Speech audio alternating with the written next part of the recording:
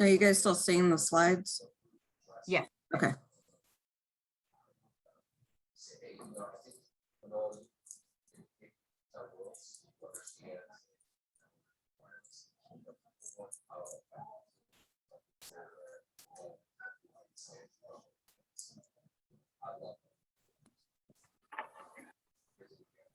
Everybody ready for a little bit of a cool down? Absolutely. Me too.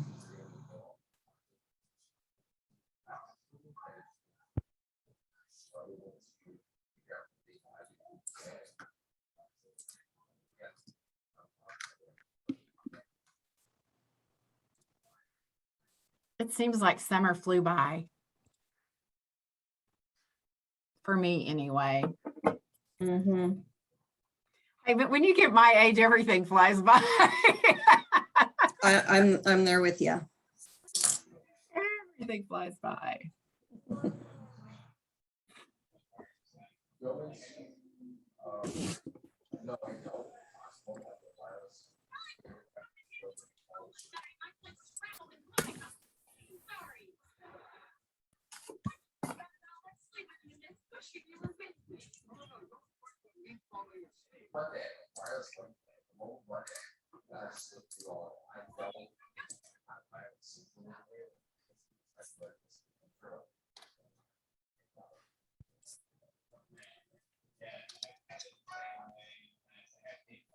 Okay, it is noon. Okay, I was going to say it is noon. All right, so I know other people will be joining us as we get right at this noon hour, but thank you everyone for coming to today's Okra Lunch and Learn. Recycling is easy as 1, 2, 3. And I'm Sarah Ivy. I'm the education chair for Okra. And so we've been doing these lunch and learns. This is our third, just trying to get information out there from our experts in the Okra community. So today we are lucky to have Crystal Bennett with Republic Services. And before I have Crystal get started, I just want to shout out to the DEQ, the Oklahoma Department of Environmental Quality, for sponsoring today's event and our Lunch and Learn series. Again, today is kind of an introduction to recycling, and even though recycling's been around forever, I think it's still so confusing. So we are lucky to have Crystal here today as our expert recycler, and she's going to help us ease that process down, give us just the easy steps to make it more attainable for all of us. So without further ado, Crystal, I'll let you get started. Thank you, Sarah. So welcome everybody. I'm so excited to be here. I'm super passionate about recycling. I'm super excited to get to talk to you today. Just a little bit about me. I work with Republic Services. I'm the municipal director here in Central and Western Oklahoma. I manage 20 cities, and I'm really proud to say that I manage Edmond, Norman, Midwest City, as well as Tinker, Tuttle, and Jones is recycling program. We have a spectacular program. The programs that we have are actually nationally recognized. I mean, super excited about that. So I have a little bit of experience with recycling. I've done lots of cart check as well, and we'll talk about that. But I really want to talk to you today about knowing what to recycle, knowing your program. I want to talk to you about identifying recycling and what causes contamination. Really, I want to talk about I don't know if you guys have ever heard about this, but about wish recycling or aspiration recycling, because we have a lot of that going on right now. I do want to throw in there about cardboard recycling, because there's some really exciting things that we could do in that area to improve our recycling. So with that, I just want to get started. You know, every program is different. Every recycling program, every city is different. It is dependent on what that city, who they use to recycle their or sort through their commodities. And it's dependent on the city as well. So what is acceptable in one city may not be acceptable in another city. I know I hear this a lot when I talk to people. They go, well, you can recycle that in Tulsa, so we should be able to recycle that in Oklahoma City. And that's not necessarily true, because there's a 2-hour time difference. It's where they take their recycling. It's how their machinery is set up. Maybe their machinery is not able to take it. So it's super important to know what your city or your program recycles. You know, they send out, I mean, I know, like I do, and I know the other cities, it's on their websites, on your city website, on your program website. Make sure that you familiarize yourself with what can be acceptable in that program and what is not, because every one of them is different. And what happens is, if you take somebody else's guidelines and apply them to you, you could be recycling stuff that is not acceptable in their program. So we want to make sure that we are doing the right things. I know by the end of today, everybody's going to be an expert recycler, or at least be able to tell what does go into your program and what doesn't. So I have some interesting facts. According to Rubicon, the national contamination rate is 25%. So 1 out of every 4 items you're throwing away is wrong. Isn't that kind of scary? I mean, 1 in every 4 items that is put in recycling should not be there. So 75% of our waste is recyclable, according to the EPA. So, and we're only recycling 34%. So we have a long ways to go. We're just not recycling the right items, right? I mean, we are focusing on things maybe we shouldn't be recycling, and really need to change our education to focus on those things that should be recycled, because we have a lot to gain in that. Oklahoma City is a really different market nationwide. We have 3 landfills here locally and a C&D landfill. So every landfill has what they call a space limit. Like, you can keep that landfill open depending on how much airspace you have. As consumable as we are as a society, we are filling those landfills up really quickly. And how landfill pricing is set is how close you are to that landfill. Most major cities only have 1 landfill in their area. We have 3. So our prices are really, I know we don't think so, but really considerably small. But this is the thing. If we don't start diverting what we can divert to recycling, those landfills are going to fill up. We may not pay for it today, but I guarantee you our children and our children's children will be paying for it, because there's no place to put 3 major landfills in Oklahoma City. You're going to have to go out. The farther out, the more expense. I'm going to share with you a little bit about what Norman has diverted and really what that means a little later on, because how much you divert really makes a difference. So in 2018, nearly 1,000 recycling plants were shut down in California. And guess why? It was due to contamination.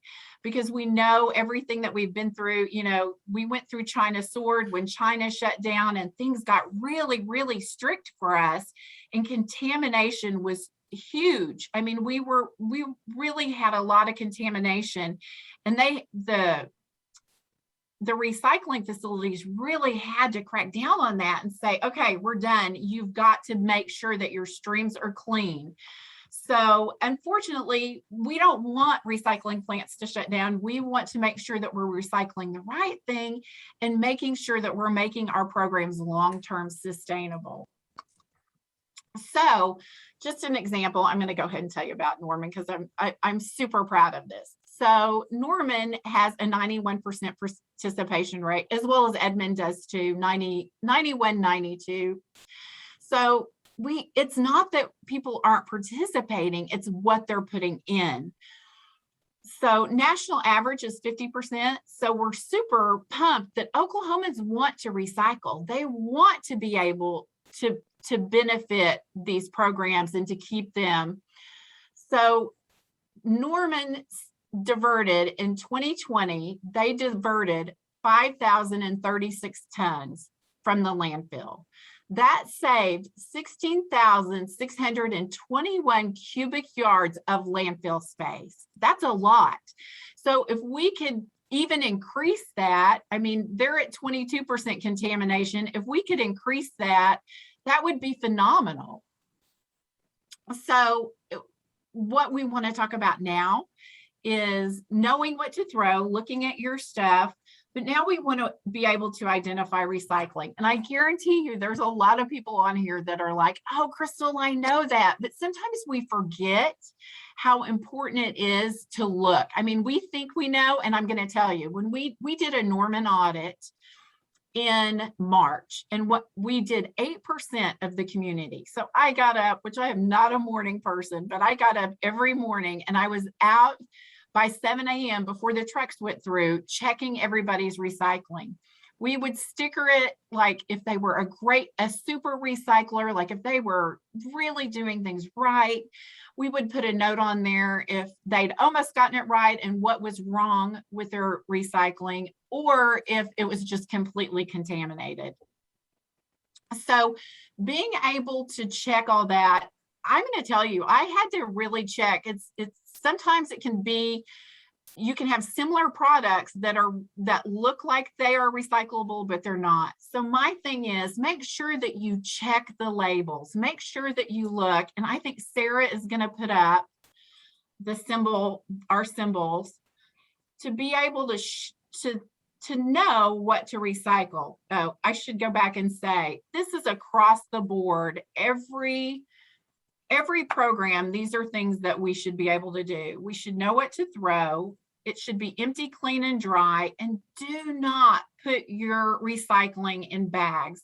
That is one of the most difficult things for us to get over. I know when I did the audit in Norman, we had stickered 100,000 carts through Edmond, Midwest City, and Norman a couple of years ago, and they would even have them, please do not put your recycling in bags.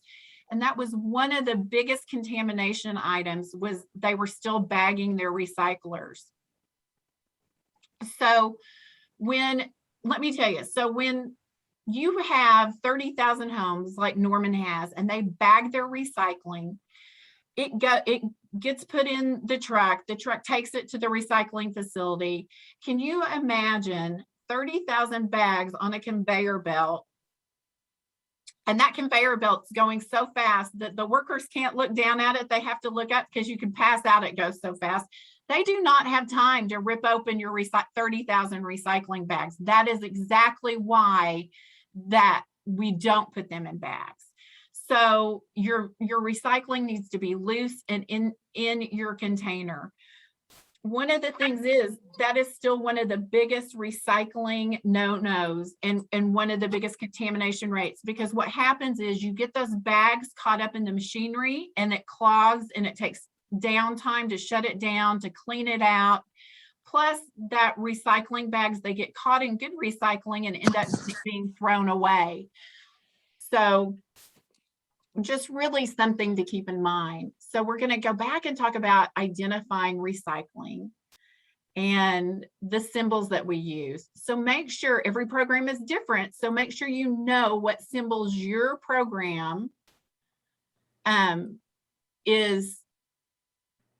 And Sarah, do you have that? There we go. So no, these are the symbols on plastics.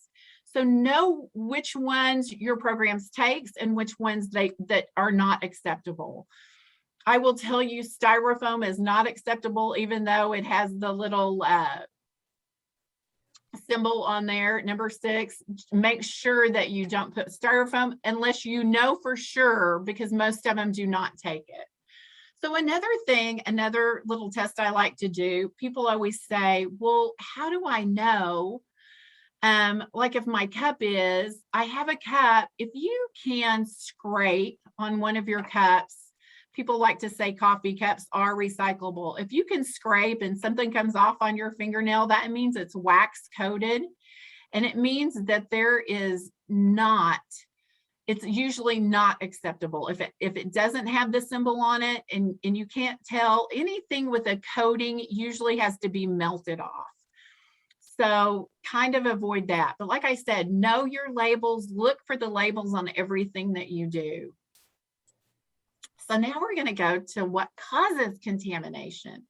So, you know, it's lack of education. One thing that I found out when we did this audit in Norman and we looked through containers is they may know, but it's really paying attention to what your program is and it being important to you personally. So 30% of what Americans put at their curbside isn't recyclable, which is what we talked about. That's the contamination. So this is the one funny thing I want to tell you. One thing I completely noticed in the Norman audit was we are some pizza eating people. Let me tell you, I think I need to open a pizza place in Norman. So I think everybody there ate pizza at least once a week. But pizza boxes, like you can check them. And I even actually opened them and checked them. I mean, hey, let's face it, the good pizza is greasy pizza. So that is usually going to contaminate. But even the pizza boxes are really where you can rip that top off and use that top. If the bottom is contaminated, just make sure you do it so it's clean cardboard going in.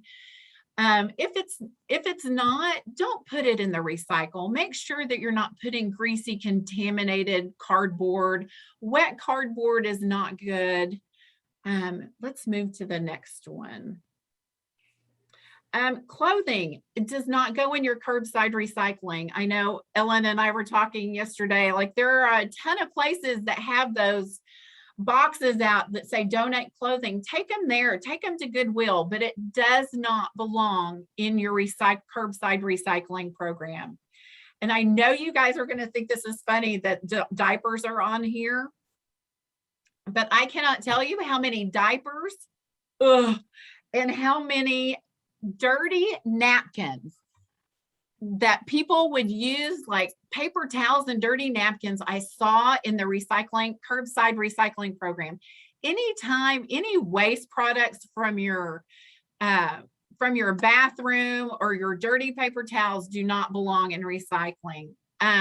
A myth is that bagged recycling is okay. It is not okay. Like I said, those workers, if you think about it, if you stop and think about it, those workers cannot rip those bags open fast enough to get that recycling out. And then it just ends up going to the landfill, which is what we don't want to happen. Plastic bags. You know what? Do not put your plastic bags. People are still doing that. Take them to the grocery store, or better yet, take a bag to the grocery store that you can put your groceries in. Take a reusable bag. That would be the best thing ever. We don't want to see those plastic bags, those get caught up in the machinery again. And I always tell people it's like your vacuum cleaner at home and if you have anybody that lives with you that has long hair and that vacuum cleaner gets clogged up and it breaks down and you have to clean all that hair out. That is exactly what these little bags do to the cogs in the machinery at the recycling facility. And they have to stop the machinery, have somebody up over a harness and where they clean out all of those bags. And that just costs us more money. In the long run, that costs more money because every time somebody has to touch that material, it just adds an extra expense. So this is really odd. Batteries and electronics are safe to put in the curbside. There are so many programs out there. I know Moore has a program, Midwest City has a program that you can bring. There are certain times of the year you can bring your TVs, your batteries, your electronics. If they have programs, make sure you get rid of them there and not in the program.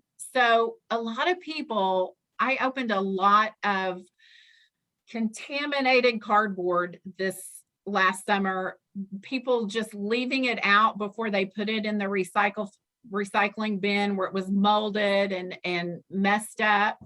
That should not go in there either. Everything needs to be empty, clean, and dry. If you think about it, if you have like a jug of liquid, you throw it away, you don't empty it out. What happens when that trash truck picks it up and it compacts it several times? It's going to compact several times because, you know, they're out picking up and they fill their truck up as much as they can before they take it to the recycling facility. When a jug of liquid is smashed, it's going to spray everywhere all over good recycling, and it just ruins it. And we don't want that to happen. We want the recycling that people take time to do right. We want to be able to recycle that and be able to send that to manufacturers to reuse. Okay, Sarah. Oh, this is what we see. Wait till you see these pictures. Your yard debris does not go in your curbside recycling bin. And you're going to laugh because you guys are going to think this is really easy stuff and that we're talking about things that everybody should know. But I'm going to show you pictures where they put that. You know what? It goes in composting. I mean, compost that. Don't put that in your curbside recycling plan. So here's some pictures of what we've gotten in the last month. That is just pure trash. I mean, that's yard waste. And there probably is recycling in there. This is a Christmas, yeah, keep going. This is a fake Christmas tree. That cannot be recycled. And I don't know any curbside program that would recycle that. Okay, again, yard waste, which is really sad because in plastic bags. And I think when I even pulled this up, there was a leather seat down in there. But you've got aluminum in there. Oh my gosh, a root, tree limbs don't go in there. And like I said, you guys, this is just in the last month. Okay, so again, it's construction, plastic bags, dirt does not go in there. Oh, you guys think that I know you guys think that this is an anomaly, and it is not. I cannot tell you how many times Sarah and I talked the other day. I mean, this is metal. I guarantee you if they would have put this curbside when they had a bulk pickup, if they were scheduled for a bulk, somebody would have came by and picked that up to take it to recycle it, but it does not go in your curbside. So this was a big, big thing that I saw. People putting food in their recycle bin. So one thing we learned this summer when we were doing the audit in Norman was the smell test. If you can open their recycling bin and you can smell something, most of the times they are getting rid of things that they should not be getting rid of. Most recycling bins do not smell because everything should be empty, clean, and dry, and you're not really getting rid of anything that should have an odor to it. Here's another one, these big metal poles. Didn't know you were getting recycling education while you were here, did you? That is something new every day. So anyway, so I will tell you a cute story. When we went to this older community in Norman, and we tagged the carts. I think I told you we had a tag that we put on there, and we told them what was wrong. Like we had this little tag, and we would check we put their address on here and check what was wrong and leave it on the side of their cart. And we took a copy. So in this little older community, so we had done the whole community, and we were walking back, and we saw this little old lady on a walker and this little old man, and he was actually taking everything out. So we ran up to help him. He goes, I did not know that was not recyclable. I think people really want to know. And we stopped a lot to educate people, but stuff like this does not go in your recycling. And bags. So again, the bags were the #1 culprit of contamination. So, and here we are again, it was bags. And if you can see in there, it was food waste as well. We have a lot of food waste. Another thing, like you can see in these pictures, there's some good recycling in there that are contaminated by placing bad things in there. Materials that could have been used and recycled are going to the landfill because they were contaminated. Oh, that's later.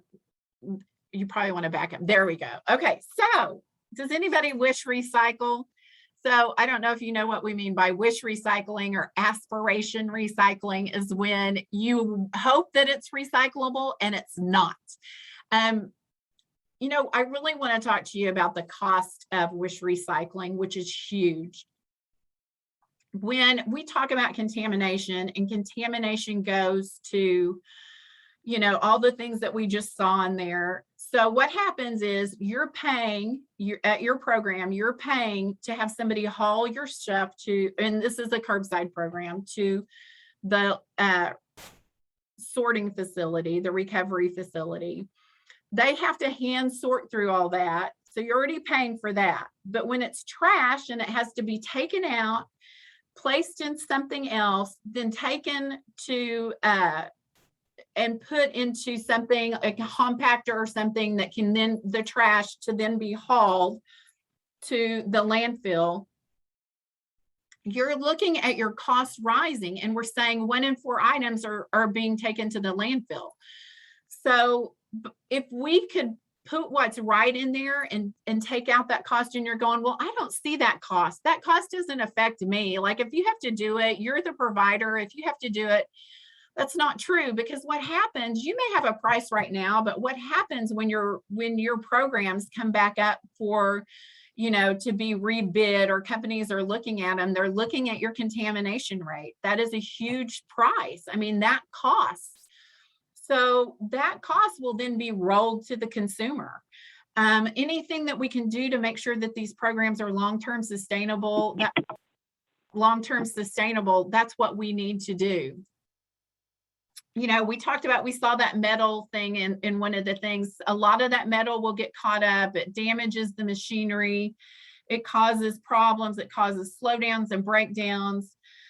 You know what? And what happens when we get rid of contaminated items? We are lowering the quality of good recyclable items, because of China sword and everybody being so strict about you can recycle, the quality of what we recycle is so important.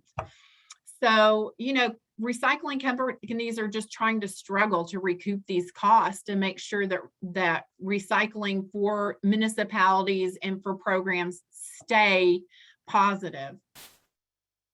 So I do have one really great thing I want to talk to you about. So that's kind of what we're seeing. But one thing that we've seen besides contamination, which I do want to tell you when we talk about cardboard, it was really great this summer because we're all buying online, right? I mean, I think that I will give you the statistics, $4.2 trillion globally on e-commerce. Huge. We are getting ready. And it's even going to double from what they say. 79% of the recycling mix is fiber. It's cardboard, mixed paper. That's a lot of our recycling mix. The unfortunate thing is people are kind of lazy, right? We need to specifically let them know the peanuts, most of the packing materials, unless it's paper, which I've noticed I have gotten a lot of paper in mine lately, but the plastic and the peanuts do not go in the recycling. People are not taking time to break down. And the sad thing is I saw this summer where people weren't breaking down their cardboard, and their bin would be full, and they would move their good, clean cardboard into the trash container because they were too lazy to break it down, which, as we start with the e-commerce just increasing, e-commerce climbed 39% in the first quarter of 21, which is huge. If we don't start really focusing on cardboard, there is such a need for it. It only takes 75% to take reused cardboard and make new cardboard. We really need to focus on this.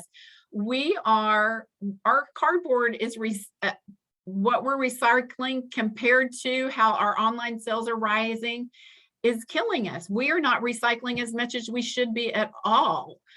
We have such an opportunity here to keep up with this demand. I mean, Crystal, I have a quick question for you. Someone asked if we needed to take the tape and the labels off of the boxes after we flatten them.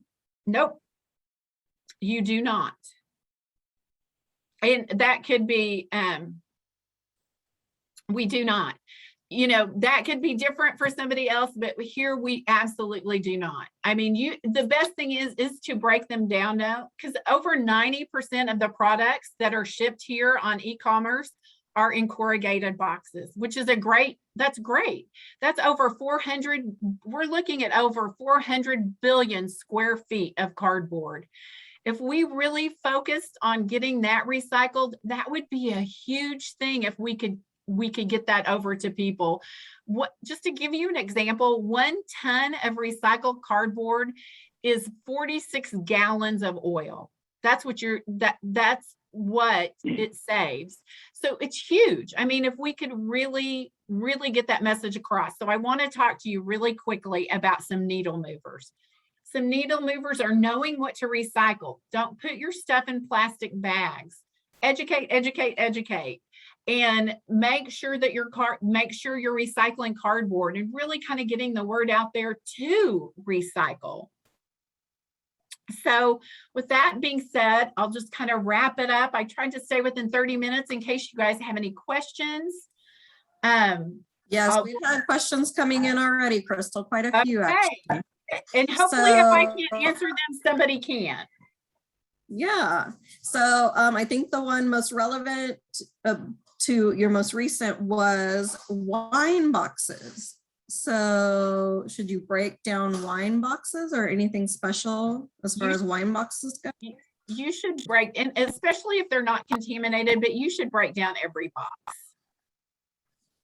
Just for the fact that so you can get all of your recycling in there. When we looked at, I'll give you an example.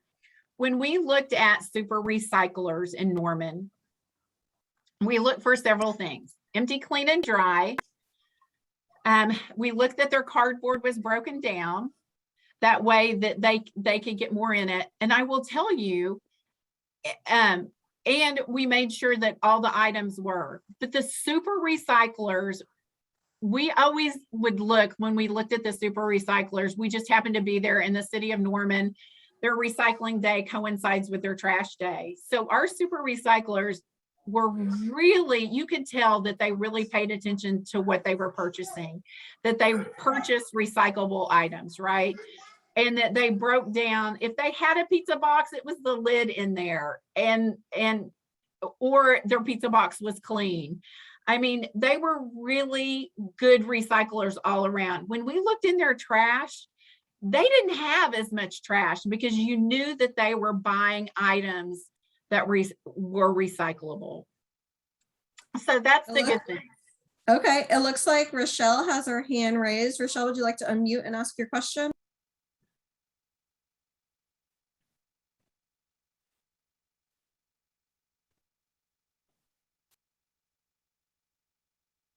There we go. Sorry about that. I'm just curious. It took me a little bit to check in, and I was wondering if we can get this a transcript or anything, because I really wanted to participate, and sadly I got in late. Absolutely. I can send you my notes. And we're actually recording this event, Rochelle, and so we will share that, and it's on our Facebook as well. I appreciate that. It will be on Thank the you. Okra. It will be on the Okra website too, under the events button for the lunch and learns.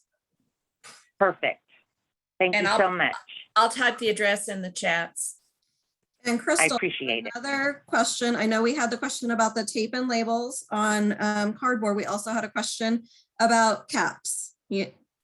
Caps on, caps off, lids on, lids off. Boy, is that not the big question? So Yes, I will yes. tell you, it's different with every program, but our recovery facility says caps are fine. So, but that would be something. So that would be something to check on, but caps are fine with my program. And I know we had another comment that a lot of people believe compostable items or compostable bags, you can put your recycling in a compostable bag because then it'll Nope. be. And I'm so glad you brought that up. Whoever asked that question, I love you. That No, was Cindy. no, it does not go in. No, you cannot use that's a whole, the compostable bags are used at landfills because the soil and everything will break them down, right? Those are not to be used. It's the same thing. The guys would have to rip those bags open, and we just can't, and those end up going to the landfill. So please do not do that. I mean, in any kind of compostable item needs to go to the landfill. That's the whole premise behind being a compostable item. And we had someone interested about your super recyclers program. So tell us a little bit more about when you were doing your audits, how you identified those people and what that consisted of.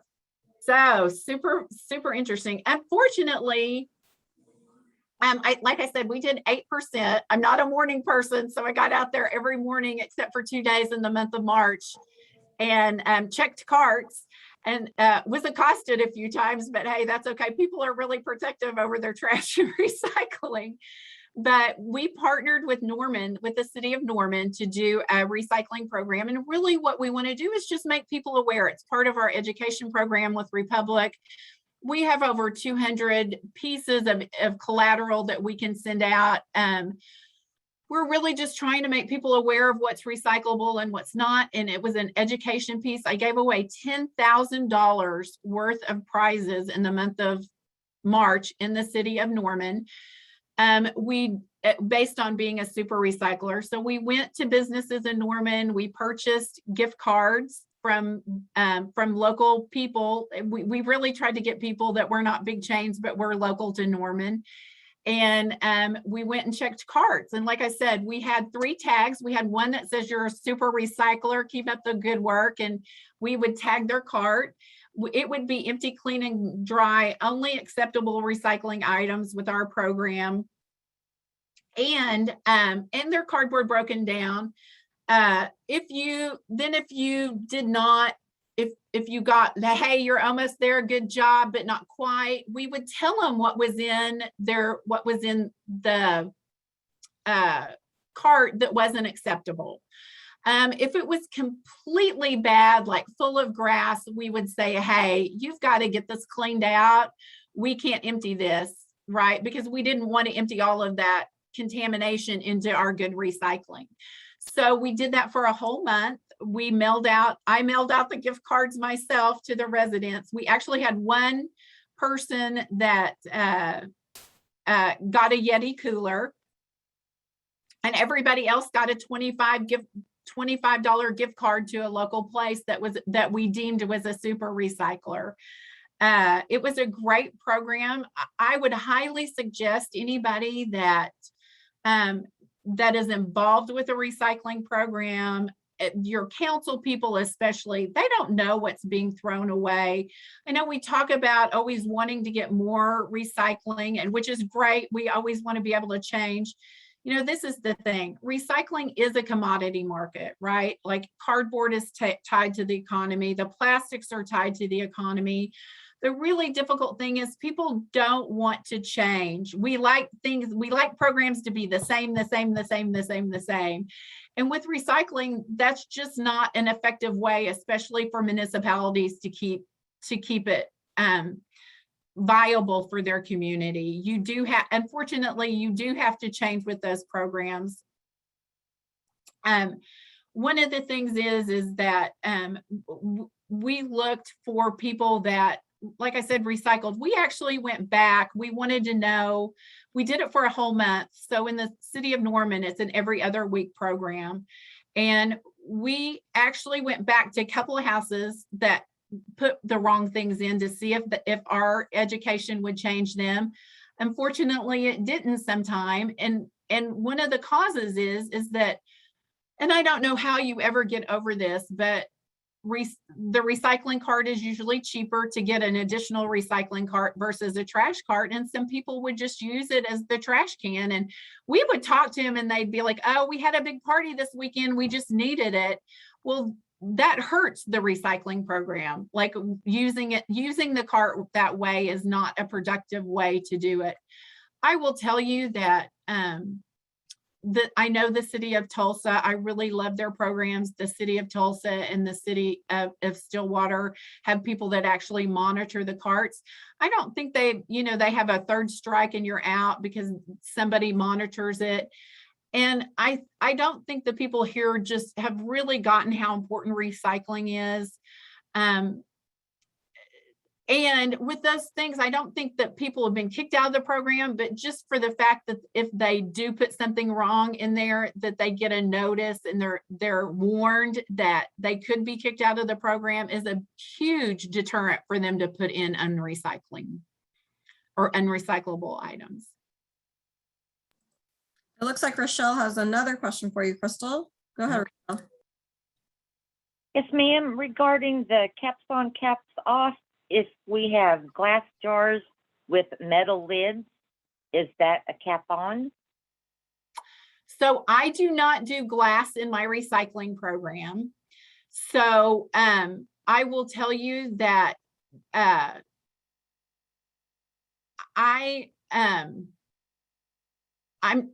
really don't want to say for everyone. You would have to check with your recycling program. Okay. Thank you. Yes, I will tell you that this is an interesting fact too. So the city of Moore, we have a recycling city and we partner with the city of Moore. It's open 24 hours a day. And so sometimes I'll pass there going down I-35. You can see the recycling facility off to the side. I'll see people there at midnight and I'm thinking, oh, they're not putting recycling in there. But they have a great program because a lot of the times Mike Harlan and Charlie run that program. And Charlie's out there going through everything. So I had Batliner, who is our recovery facility, do a spot check on what they were throwing away, thinking it would be really a lot. Because they have someone monitoring it, they only have about 10% contamination. So which was really great to see. So yeah. And another quick fact, we did not see much glass in the recycling at all. The big deterrents in what we're seeing were plastic bags, just the garbage bags, food contamination, and items being bagged. And if we could get over those items being bagged, that would be a huge hurdle. Okay. Thank you. You bet. Okay, we had another question about compostables. So just to clarify, the question was if you're using compostable plates, cups, cutlery, any of that, it should be going in your trash or your personal compost rather than in your recycling, correct? Absolutely. You're exactly right. Are there other questions? Ellen, do you see any that I missed? Oh, I do want to show you something. I have a show and tell. I want to show you something else that was huge. And I brought this in here. I can't believe I forgot about it. It's sitting right here on my desk. And I hope you guys can see this. I'm going to turn this down just a little bit. Do you see this? Do you see this plastic film right here? This is a big no-no. We saw so much of this. So much of this. People do not bother taking that. That's a huge no-no. This is recyclable, right? I mean, this is absolutely recyclable. When they don't take it out of the plastic, there's no way that the whole thing has to be thrown away if you leave the plastic on it. So please make sure you take that plastic film off of there. Okay, we have a question from Tressa. Is black plastic from TV dinners recyclable? Oh, wow.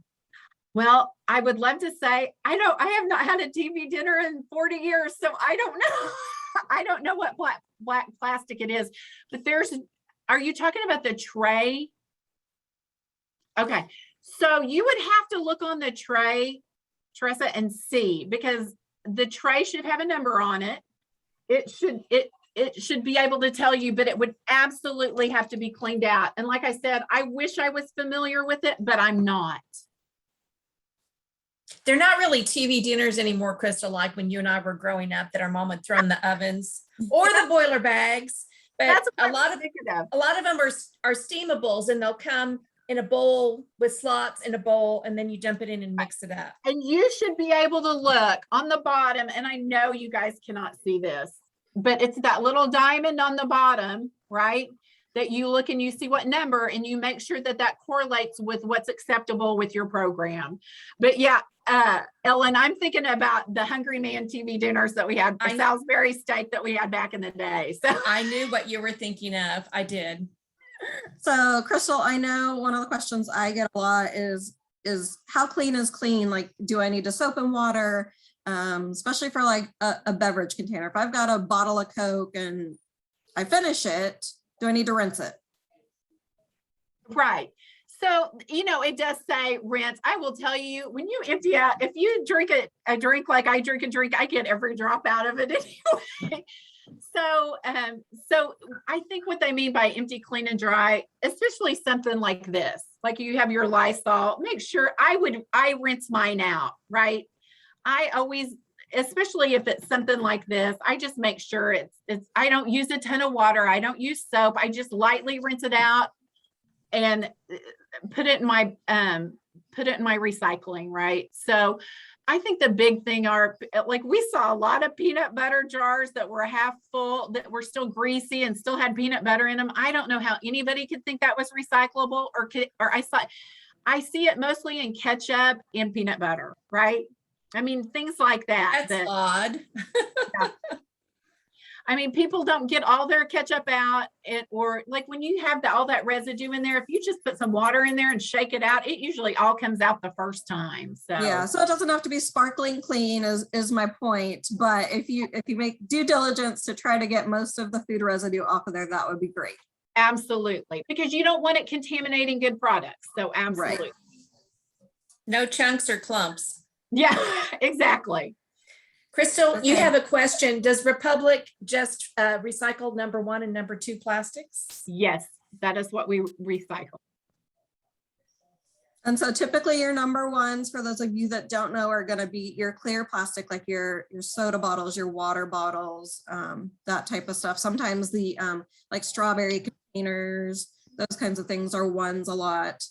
So again, check your triangles. And then 2s are your opaques, right? So your laundry detergent, your milk jugs, more of those thicker plastics like that.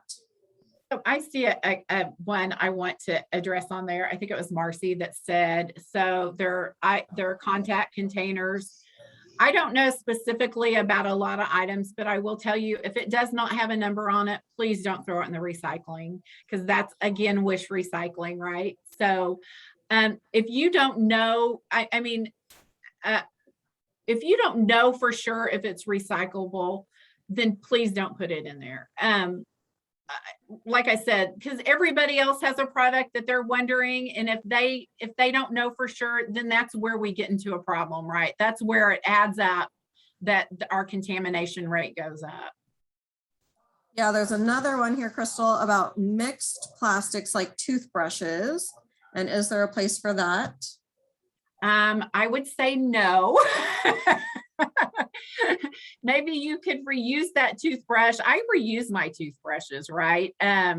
Like when I clean my grout and stuff at home, I reuse a lot of stuff. I do want to speak to something really quickly. So Ellen and Sarah, please forgive me, because I said I wasn't going to bring this up, but I have to. We really, as consumers, we really need to think about what we're using. We need, it's not just recycle, it's reduce, reuse, recycle. You know, if you are not thinking about the products that you're buying when you purchase them, we cannot leave it to our municipality programs to make sure that everything we want recycling is recycled. Because like I said, that's tied to a commodity. We have to do that as consumers, pre-cycling, choose items that can be recycled, right? That was my big super recycler thing. You could tell that those people were conscientious about what they bought. So as consumers, we can't totally rely on our municipalities and our programs to make sure that we can get rid of everything that you have. We need to do that on our own by choosing products that are recyclable. Crystal, I'm glad you said that. I'm going to give a shameless plug. On September 22nd, 23rd, Okra is having their annual recycling conference. And one of our breakout sessions is with Michael Patton, and he is going to go through a grocery store and do pre-cycling and talk about how you can not only buy more sustainably and reduce your footprint, but what you should buy so that it can be recycled. So go to our website. The registration will be up in a few days, so don't go right now, but you've got to hear Michael Patton talk about pre-cycling, because he's given these tours for years and just helps you know what to think about when you go grocery shopping. And then with the eye contact solution, mine do say number 2 on the bottom, but my lid is of a more rigid plastic, so I throw the lid away and then I put my bottles in with the number 2. And Ellen, that's such good information, and everybody really should join the conference because it's gonna have a lot of great information on it. But one thing about it is we need to educate, right? And I know you put a plug for the conference, but if you're on this Lunch and Learn and you're not a member of Okra, you really need to become a member of Okra. I mean, if it's your business or you as an individual, it's all of this. Okra is about educating, about getting Oklahomans to be cognizant of recycling. It really promotes the recycling within the state of Oklahoma. So please become a member. That's my shameless plug, Ellen. So, I love it. Thank you. So I wanted to throw one resource out there, and it's Terracycle. And Terracycle is a national company that partners with brands to take back some of their items. You need to go on their website and see what they're accepting. They kind of have a lot of weird things that go on as far as what's accepted in their program and where you can drop it off or if you have to mail it back. But for something like toothbrushes, you can check Terracycle and see if they have a program for that. I know someone put it in the chat, and I put a link to Terracycle in the chat. I also see another comment about pet food cans, and if they're rinsed out, any of those metals, so your tin, absolutely. A metal steel, can, your aluminum, yes, just has to be rinsed out. Absolutely. And yeah, and that's kind of like the ketchup and the stuff. We know, or Ellen said, no chunks, no, but that's absolutely acceptable. I have to tell you, probably shouldn't say this, but one of my favorite, can you imagine me walking around in the streets of Norman? I'm not a morning person, 7 o'clock in the morning. I would crack up because I don't know if you guys know this, but aluminum beer cans and wine bottles are seasonal. In the summertime, people are drinking cold aluminum beer, beer in aluminum cans. In the wintertime, it's wine. So, but I would just laugh because I would come across at 7 in the morning, barely my eyes open. I'd come across the cart, I'd open it up to check it, and it would be full of beer cans. I mean, absolutely full. I mean, when you opened it, it was the kind that you could still smell, the beer in the cans. But hey, I was so proud and so glad because they were recycling, obviously, every can because the whole cart would be full. So, yeah, I mean, it's just about being responsible with our world and what we have. Yes, we had a question about becoming an Okra member, and so thank you both for highlighting the importance of that. You can go to the Okra website, which I've put in the chat, which is recycleok.org, and there's a membership tab, so you can look to see which one would be the right membership level for you or your company. And does anybody else have questions? I think we're caught up on questions. Perfect.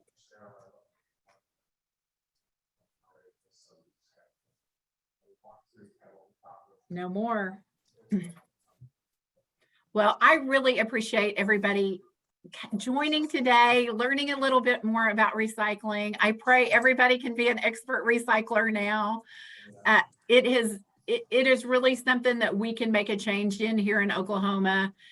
Like I said, people want to recycle. They want to become recyclers. And since you have my information up there, I will say this. So in September, Republic Services has a gas to energy landfill. We capture our gas and reuse it. It's a renewable plant.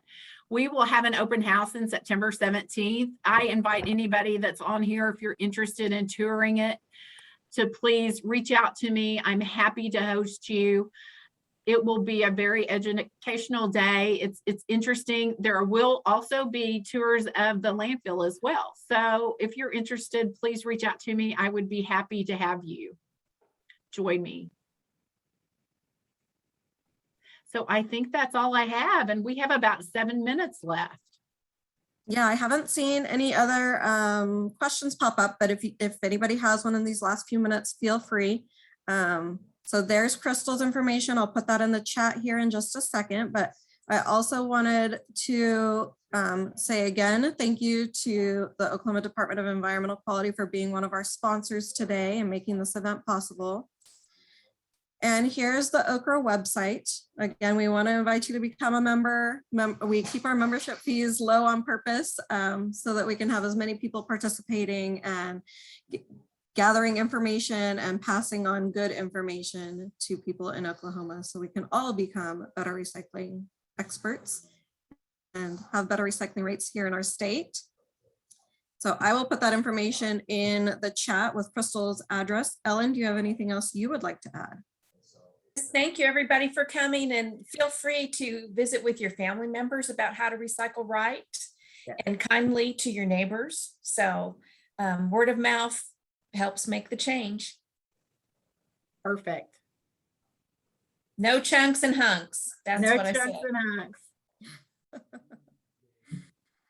Absolutely. Everybody for coming. And if you have any follow-up questions or you think of something later on today, feel free to email Crystal, or you can email Okra at info@recycleok.org. I'll put that in the chat as well.